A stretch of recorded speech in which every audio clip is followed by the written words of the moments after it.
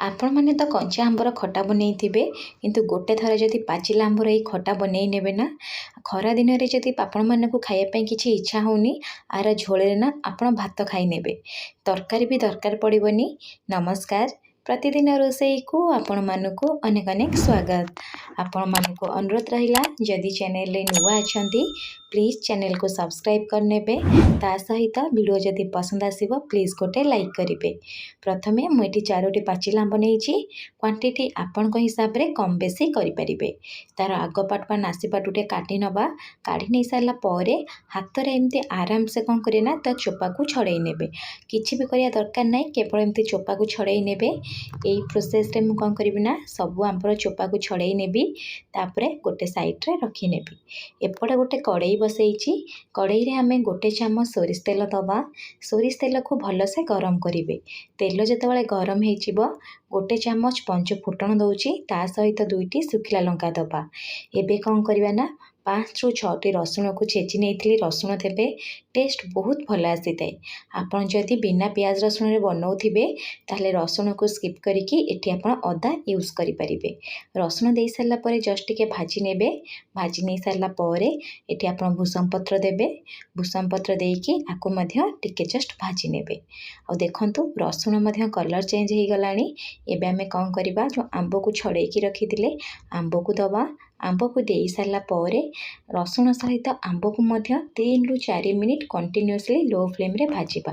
3 minute पर आपण माने देखिबे आंबरू धीरे धीरे रस बाहर स्टार्ट हो देखु केते सुंदर देखा जाउची।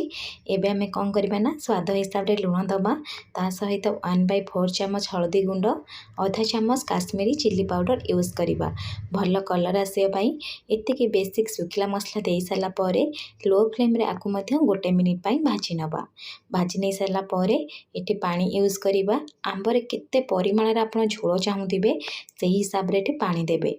आ यार झोलटा ना बहुत टेस्ट लगी थाए। आंब ठारू झोल बहुत टेस्ट लगी थाए। आपण ट्राए करेंगे टिके अधिका झोल रखापी जहाँफल बहुत भल लगे खायापी। पानी दे सारा पर टिके मिसई नवा कभर करके पाखापाखि 3 मिनिट छाड़ीदबा। 3 मिनिट भितर पानी बहुत भल से फुटीज। एबे 3 मिनिट हो गलानी ये कभर को काढ़ी नौची। आपण माने देखि पारुथिबे केते सुंदर कलर आछि। झोल देखंतु केते टिके टिके मोटा हो गलानी। एबे आमे कौन करिया ना टिके जस्ट मिसई नवा। मिसई सारा पर जेहेतु एठी आंबटा ना बहुत मीठा थिला तार स्वाद बालांस ही रहिया पई मु 2 चामच तेंतुलीर रस दउची। जदि आपनका आंब खटा थिबो ताले तेंतुली रस को स्किप करेंगे। यदि मीठा थी ताले तेंतुली रस टिके देबे टेस्ट बहुत भल आसी थाए। तेंतुली रस दे सारा पर मुझे भल से मिसई नेबी। एबे कौन करबा 2 चामच गुड़ दबा।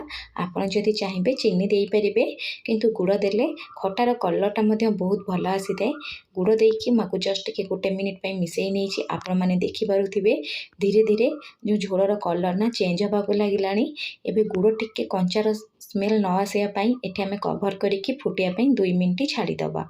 2 मिनिट हो गला पर अल्प टिके काटिक एठी धनिया पत्र दे दउची। लास्ट को गोटे चामच मुझे भजा जीरा लंकार गुंड देवी। भजा जीरा लंकार गुंड निश्चय यूज करेंगे टेस्ट बहुत भल आसी थाए। दे सारा पर फ्लेम को ऑफ करदबा। आपको आमे जस्ट टिके मिसई नबा। आपण ये आंब झोल गोटे थर ट्राए करंतु मो सहित कमेंट सेक्शन रे शेयर करंतु। देखिए घरे समस्ते खाइबे बहुत पसंद करेंगे। जदि एपर्यंत चैनल को सब्सक्राइब करना प्लीज चैनल को सब्सक्राइब करने। वीडियो पसंद आसते प्लीज गोटे लाइक करेंगे। पुणी देखा नेक्स्ट वीडियो रे। रहिली धन्यवाद।